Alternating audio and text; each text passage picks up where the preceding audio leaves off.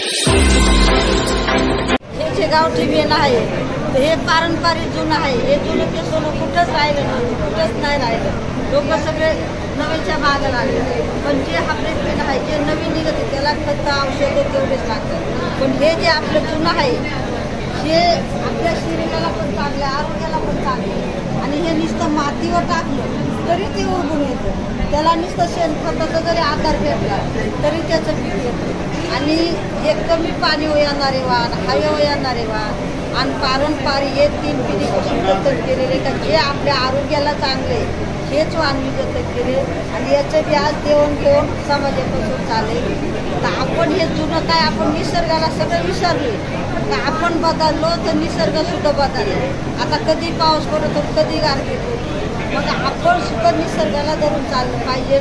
निसर्गाला धरून काय आपण आज काय खातोय काय ठेवितो याचा विचार नाही. आपण पैसे देऊन विष घेतो ते आपण खातोय हा विचार करत नाही कोणी. तर हा विचार केला पाहिजे आणि आपल्या पुढच्या पिढी करताना आपण काहीतरी जतन करून ठेवलं पाहिजे.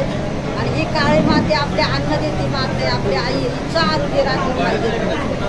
माती चांगली तर अन्न चांगलं, अन्न चांगलं तर माणूस चांगलं. माती जर संपली तर आपण काय खाणार काय करणार. पैसा कोणी खाऊ शकत नाही.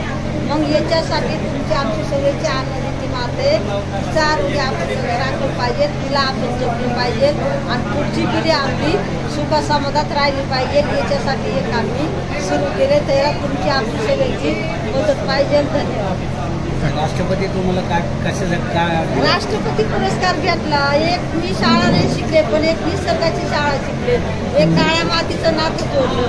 तर मला आता महाराष्ट्रातले पुरस्कार भेटले पण एक नारी शक्ती पुरस्कार एक पद्मश्री राष्ट्रपतीच्या हाताने भेटला. पण मी म्हणते ते पुरस्कार माझे नाही. हे पुरस्कार या काळ्या मातीचे ते आईचे माझ्या बियाचे माझ्या शेतकरी बांधवाचे असे किती पुरस्कार मला भेटले. तर मी माझे नाही स्वीकारणार. माझ्या मातीचेच पुरस्कार येते. मी फक्त येते.